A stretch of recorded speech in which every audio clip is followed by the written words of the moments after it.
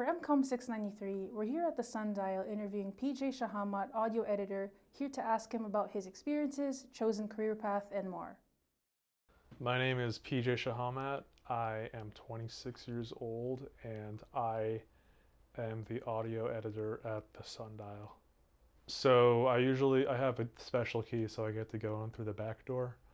And then I usually just like pick up my equipment from the closet, go set up, record what I need to, play around a little bit, and then like do that for 5 hours, and then I'm good for the day. So I got my job at the Sundial in 2019. I took a class with my friend Gio, and he was taking 397, which is the Sundial class. And they were looking for an audio editor, and apparently the previous guy was just Joe Roganing it, where he just like would film himself talking about nonsense for 30 minutes, and they're like, well, the bar is set, so we need someone that's like slightly better than him. So then I reached out to them. I'm like, hey, I like can do moderately better work than this guy, and they're like, cool. Let's get an interview settled.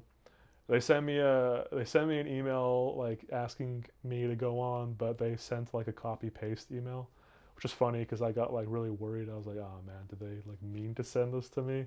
And I like emailed them back, and they're like, yeah, sorry, that was for you. Sorry, we just needed to. That was our bad, but that's how I got the job. I think something that I really like to do, which is like a passion project of mine.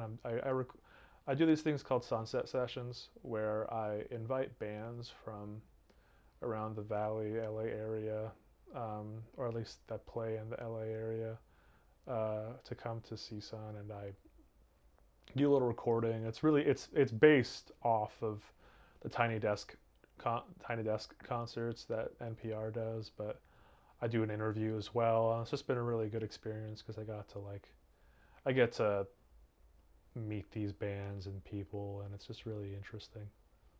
A future career goal of mine is I'd like to move into producing. I'd like to produce content for like a music show like Tiny Desk, or like Morning Becomes Eclectic for KCRW or KEXP's show.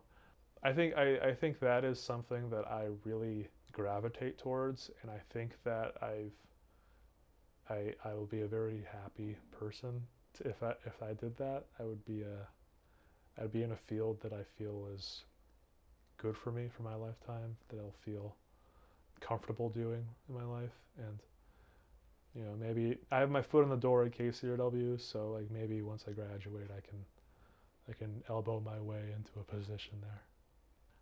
If I travel back 10 years, I would probably tell myself, my 16-year-old self, to establish a little more drive, I guess. I didn't have a lot of drive to do a lot of things. I think for me, I would just tell myself like, hey man, like you just gotta figure out what drives you, and then just work towards that, because that'll help you out a little bit. For MCOM 693, I'm Gabbie Puzon.